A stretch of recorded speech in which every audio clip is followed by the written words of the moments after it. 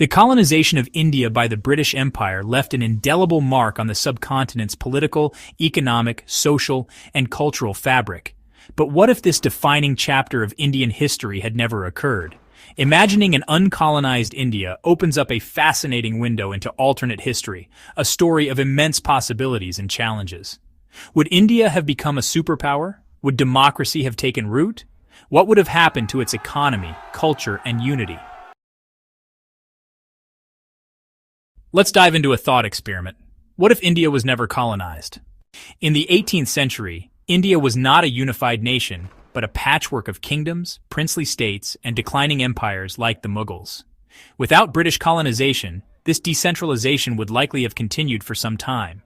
However, strong regional powers like the Marathas in the west, the Sikhs in the north, the Mysore kingdom in the south, and the Bengal Nawabs in the east were already growing in power. Over time, one of these powers might have succeeded in establishing a pan-Indian empire or federation. Alternatively, India might have evolved into a collection of smaller nation-states like Europe, each with its own government, culture, and policies. Before colonization, India was one of the richest regions in the world, accounting for about 25% of global GDP in the 1700s. It was a hub for textiles, spices, metals, and a thriving artisan economy. British colonial policies deindustrialized India, turning it into a supplier of raw materials and a market for British goods. In an alternate reality without colonization, India might have followed the path of economic modernization at its own pace. The Industrial Revolution could have taken root through indigenous innovations or via trade and collaboration with other nations. Indian entrepreneurs could have built textile, steel, and shipping empires without colonial restrictions. Indian ports like Surat, Calicut, and Masulipatam might have grown into global trade centers, much like Hong Kong or Singapore. The absence of exploitative taxes, forced indigo and opium farming, and revenue-draining economic policies would have preserved India's natural wealth. Would India have become a democracy without British influence? This question is complex. While British colonization introduced modern education, legal institutions, and parliamentary systems, India has a much older democratic tradition, from the ancient Lichavi republics to the Sabhas and Samhitas of Vedic times. In a non-colonized India, it is possible that representative systems would have emerged from within. Reformist leaders from various kingdoms might have adopted constitutional frameworks to modernize their states. Buddhism and Jainism, with their emphasis on ethics and public discourse, could have played a major role in shaping governance structures. Alternatively, India might have remained a monarchy-dominated region well into the 20th century, only gradually transitioning to constitutional rule under internal pressure and global trends. One of the most profound impacts of colonization was on India's cultural psyche. Colonial education policies devalued Indian languages, philosophies, and arts in favor of English and Western thought. If India had never been colonized, we might have witnessed a renaissance of Sanskrit, Tamil, Pali, Persian, and other regional languages. Great thinkers like Raja Ram Mohan Roy, Swami Vivekananda, or Rabindranath Tagore might have emerged even earlier, influencing the world with indigenous philosophy and spiritual teachings. India's architectural traditions, music, dance, literature, and folk arts would have continued to evolve without disruption or the need for Western validation.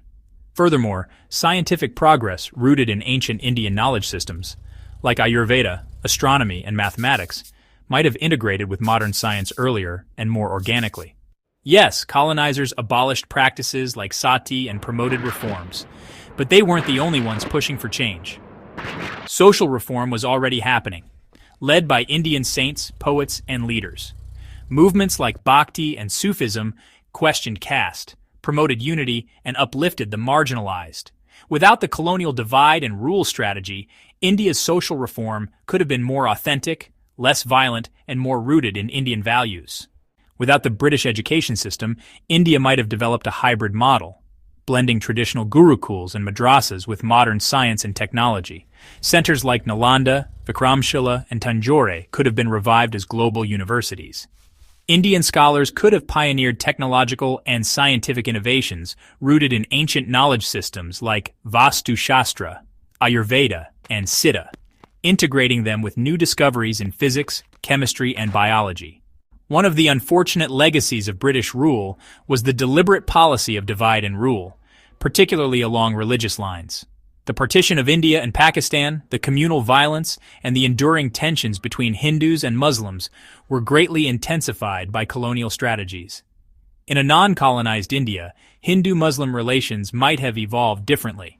Though not free of friction, centuries of coexistence under the Mughals and regional kingdoms had created a shared cultural space. Without British interference, there might have been greater emphasis on syncretic traditions like Bhakti Sufi movements, possibly leading to a more harmonious, pluralistic society. India's warrior traditions are legendary, from the Mauryas and Guptas to the Rajputs, Marathas, and Sikhs.